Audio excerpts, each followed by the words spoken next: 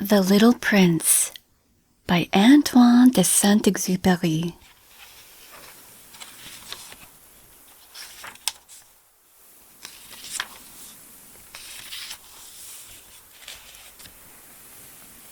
Chapter 1.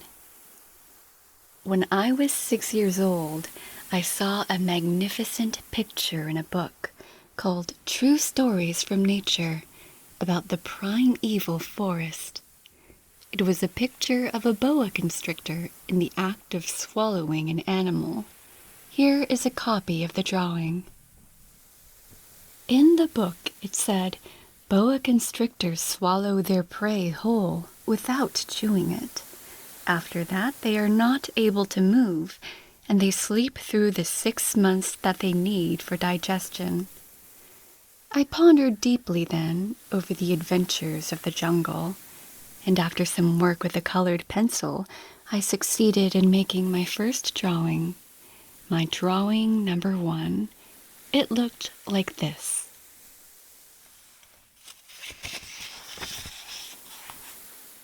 I showed my masterpiece to the grown-ups and asked them whether the drawing frightened them.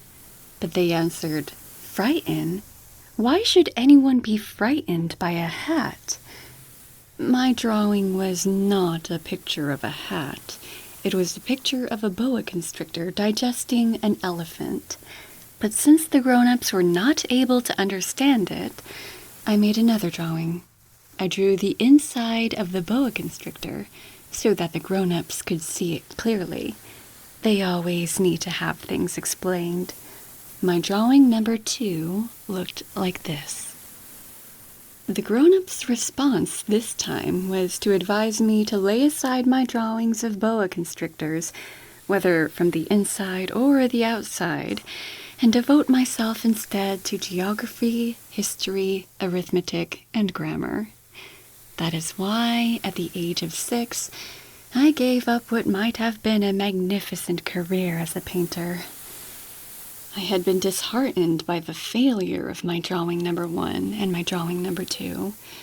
Grown-ups never understand anything by themselves, and it is tiresome for children to be always and forever explaining things to them.